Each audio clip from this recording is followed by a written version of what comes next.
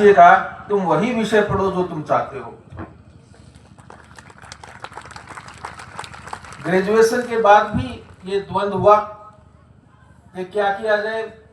घर में कुछ लोगों का ये था कि मैं कंपटीशन दे करके नौकरी की बात सोचूं, कुछ सजेशन ये था कि मेरी ज्योग्राफी की बैकग्राउंड थी तो मैं ज्योग्राफी में एमएससी कर लूं, तो एमएससी होती थी ताकि मैं टीचिंग लाइन में चला जाऊं। पर मैं थोड़ा सा हट्टी था, और हट तो हट है। मैंने हट किया कि मैं तो लॉ करना चाहता हूं। लॉ का तो किसी को घर में कोई पता ही नहीं था, न घर में कोई लॉ पढ़ता था, न किसी ने पढ़ा था, न किसी रिश्तेदारियों ने पढ़ा था। पर मेरी इच्छा थी कि मैं लॉ पढ़ूं, और पिताजी ने मुझे उस बात पर भी पूरा समर्थन दिया कि जो तुम चाहते हो वही करो।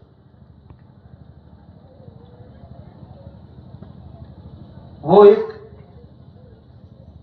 मित्र, मार्गदर्शक और मेरे लिए बहुत ही बड़े एक शक्ति स्वरूप में मेरे जीवन में रहे।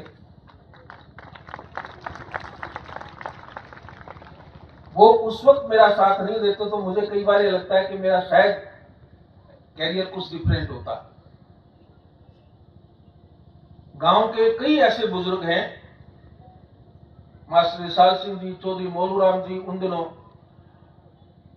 और मेरे क्लास में मेरे मित्र थे थामूराम, जिनके पिताजी हमारे खेत में भी हमारा सहयोग करते थे और हमारे साथ जुड़े रहते थे। मुझे उन बुजुर्गों का अच्छी तरह याद है कि जब भी मैं उनके पैर छूने की कोशिश करता तो सबसे पहले वो कहते, बेटा तुम्हें होनहार हो, तुम्हें बहुत बड़ा बनना है और इस गांव का नाम रोशन करना है।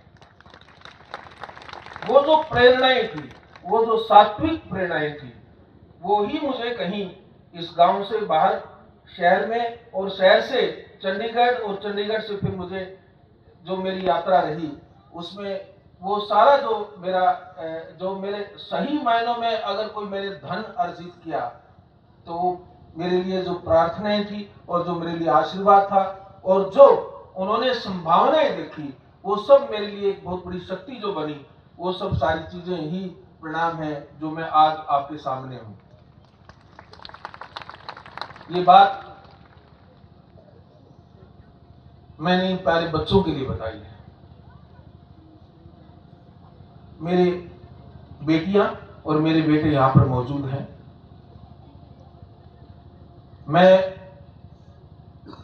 इन होनहार बेटियों को देश की सेवा में अलग अलग पोजीशंस में देखना चाहता हूं। आप में से कुछ लोग अगर आर्मी में, एयरफोर्स में, नेवी में, कोस्ट गार्ड में अगर कहीं होंगी तो आप में से कुछ लोग इंजीनियर और डॉक्टर होंगी, कुछ सिविल सर्विसेज में होंगी, और मुझे पूरा यकीन है आप में से कुछ बच्चे लॉ में भी जाएंगे, अच्छे अच्छे नेशनल लॉ स्कूल में पढ़ेंगे, और पढ़ करके आप कुछ ऐसा करके दिखाएंगे, लोग ये बोलेंगे कि ये सूर्यकांत के गांव से आए हुए बच्चे हैं जिन्होंने इतना बड़ा मान और सम्मान कमाया है। मेरी गांव के भाई और बहनों से भी एक प्रार्थना है कि बच्चों को शिक्षा लेने से मत रोकें।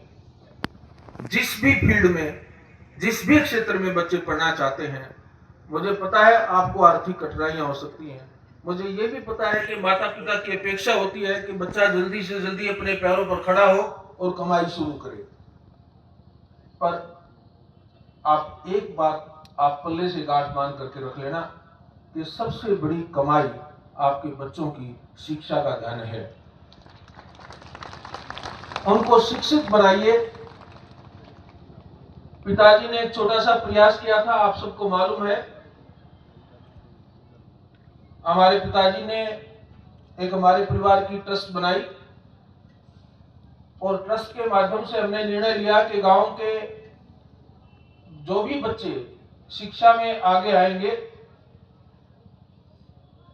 जो अच्छी मेरिट के बच्चे होंगे, प्राइमरी स्कूल से लेकर के, मिडिल से लेकर के और मैट्रिकुलेशन तक, हम उनकी आर्थिक सहायता करेंगे। और हर साल गांव में वो फंक्शन पिताजी के टाइम में तो हम नियमित रूप से करते थे, और मुझे बड़ा अच्छा लगता था कि गांव में खासकर रूप से जो वंचित वर्ग के लोग हैं, उन बच्चों के जब मैं देखता था कि पढ़ाई में बहुत आगे आए हैं और उनको जब हम आर्थिक सहायता देते थे, तो मैं पिताजी की आंखों में जो खुशी के आंसू उस वक्त देखता था, तो मुझे अपना बचपन अक्सर याद आता था। हमारा जो छोटा सा प्रयास है वो तो जारी रहेगा ही रहेगा। मैं अपने भाइयों से, अपने परिवार से अनुरोध करूंगा कि वो जो जितनी छोटी सी सहायता हम करते हैं, उस सहायता को बढ़ाया जाए। मैं उसके अलावा मैं गांव के सभी भाई बहनों से ये प्रार्थना करूंगा कि गांव के होनहार बच्चों के लिए, खासकर जो गरीब परिवारों के बच्चे हैं, जिस परिवार के बच्चे को आप एक बार ढूंढ लें कि इसको हायर एजुकेशन में ये बच्चा कुछ करके दिखा सकता है, उस बच्चे की जिम्मेवारी आप अकेले माँ बाप पर मत छोड़िएगा। उस बच्चे को सारा गांव अडॉप्ट करे और वो गांव का बच्चा हो। उसके लिए आपको एक फंड इकट्ठा करें और आप उस फंड को के बेसिस पर उस बच्चे को आगे एजुकेशन दिलवाएं। मेरी ये आपसे प्रार्थना है। आप जब भी ये फंड करेंगे तो सबसे पहला डोनेशन जो है, सबसे पहला मैं अपनी उसमें पैसा डालूंगा, मेरे अपने अकाउंट से आपके लिए मैं उसमें आपकी मदद करूंगा। मैं चाहता हूं कि हर गांव में, आदर्श रूप से तो हर गांव में एक ऐसा फंड होना चाहिए, एक जो गांव का एक जिसको सामाजिक और सामूहिक फंड हो, जिसके आधार पर गरीबों के होनहार बच्चों को आगे पढ़ाया जाए ताकि वो देश की धन और शक्ति बन सके। आज थोड़ा सा समय का अभाव है, मैं लेट हो गया और मुझे आगे अभी बहुत दूर गुवाहाटी पहुंचना है, आसाम में। तो मैं एक ही जो दूसरा विषय जो मैं लेना चाहता हूं, बस वो है कि गांव की कुछ मांगे आपने रखी, मेरे पास वो मांग पत्र आया था। मैं मुख्यमंत्री जी रात को मुझे मिलने आए थे हिसार में। उन्होंने मुझे कहा कि जो भी गांव की मांग है, हमारे 3 मंत्री जी वहां पर रहेंगे और वो मुख्यमंत्री जी के रिप्रेजेंटेटिव के तौर पर यहाँ पर हैं और जो भी गांव की हमारी डिमांड्स है वो सब पूरी हो जाएंगी। मैं भाई महिपाल डाडा जी से एक रिक्वेस्ट करूंगा कि एजुकेशन डिपार्टमेंट में आजकल मॉडल संस्कृति स्कूल का एक है, गांव में बनता है, जिसका नाम मॉडल संस्कृति स्कूल है। आप इस गांव में उसकी घोषणा करें। ये भाई महिपाल की तरफ से मैं आपको घोषणा कर देता हूं, पेटवाड़ में मॉडल संस्कृति स्कूल की स्थापना होगी। बाकी